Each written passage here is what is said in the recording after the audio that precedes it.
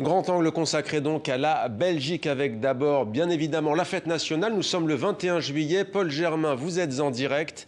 Des célébrations particulières, pour ne pas dire inédites.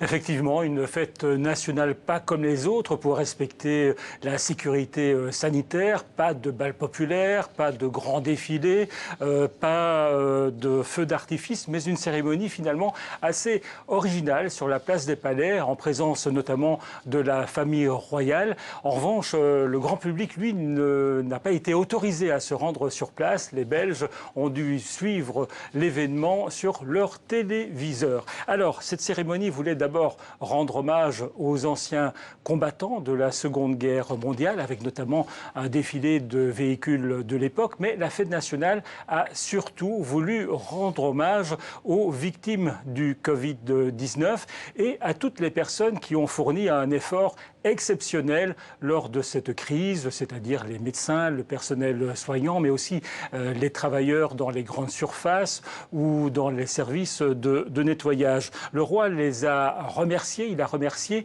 les gardiens de nos vies. Et puis le roi a prononcé une petite phrase qui n'est pas passée inaperçue. Il a déclaré « Une nation se fonde sur la volonté de vivre ensemble ». Une petite phrase pas anodine dans un pays qui cherche à former un gouvernement depuis 20 mois et où les francophones et les flamands semblent regarder l'avenir de manière très différente. Le roi a aussi tenu à remercier les artistes et de nombreux chanteurs et chanteuses, notamment Adamo, se sont produits lors de la cérémonie. Et puis, il y a eu quelque chose de tout à fait exceptionnel, c'est qu'il n'y a pas eu de drache nationale. Est-ce que vous savez, Mohamed, ce que veut dire le mot drache ?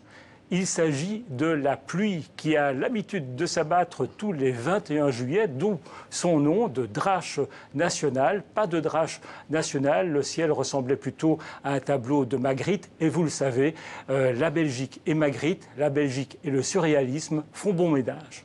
Merci beaucoup, Paul. Je dormirai plus cultivé ce soir. Merci, Paul, pour ces précisions.